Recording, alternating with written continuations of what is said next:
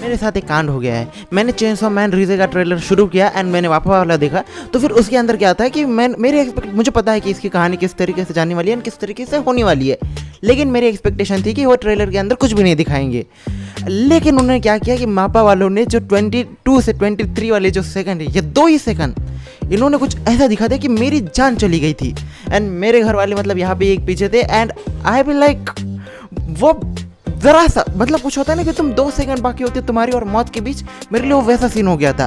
And मैंने झटके बंद किया एंड मैं ज़रा से बचा।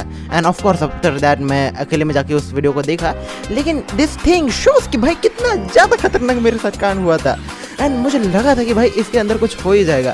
एंड उसके अलावा भाई मैंने उस पर शॉर्ट भी बना दिया और तुम्हें रिकमेंड किया कि भाई ये जो 2 सेकंड है उसको स्किप करो, नहीं तो अकेले में देखो। वैसे तुम में से कितने लोगों जिनको ये सेम चीज़ देख के सरप्राइज हुआ, और तुम में से मापा वाले ट्रेलर जिन्होंने भी देखा है वो कमेंट्स में ज़रूर बताना कि साला तुम्हारे साथ ऐसा कुछ हुआ था या नहीं।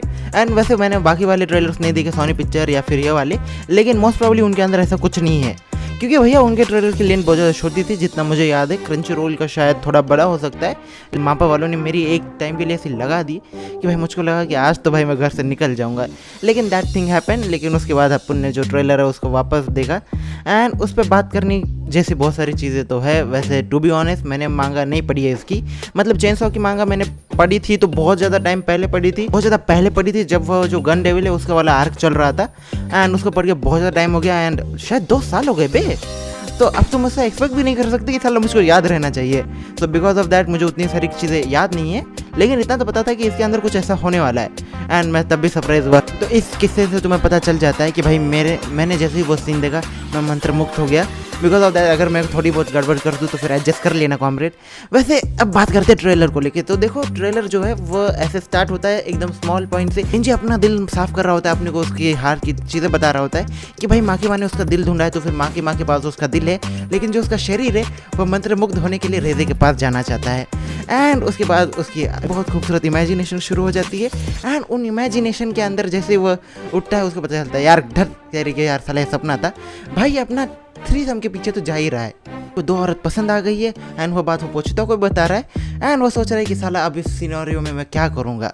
एंड उसके बाद ये सारे सपने तो चल रहे होते हैं डेंजी के। एंड उसी वक्त जो रेजे होती है वो पूछती है डेंजी को कि डेंजी तुम्हें कोई और पसंद है। एंड उसी पॉइंट से जो मतलब एकदम लाइट हार्टेड एकदम स्लाइस ऑफ लाइफ की कहानी चल रही थी वो एकदम एक्शन में शिफ्ट हो जाती है। अपने को ट्रांजैक्शन उसी तरीके से देखने को मिलता है। एंड उसके बाद सीमलेस एक्शन शुरू हो जाता है। अपना वॉयलेंस अपना एक्शन जो हम चेनसॉ के साथ एक्सपेक्ट करते हैं वही होता है।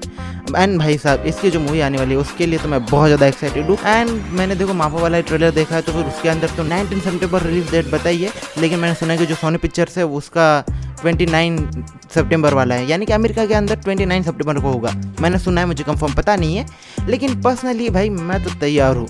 एंड टू बी ऑनेस्ट साला इस ट्रेलर के अंदर देखो ये सारी चीज़ें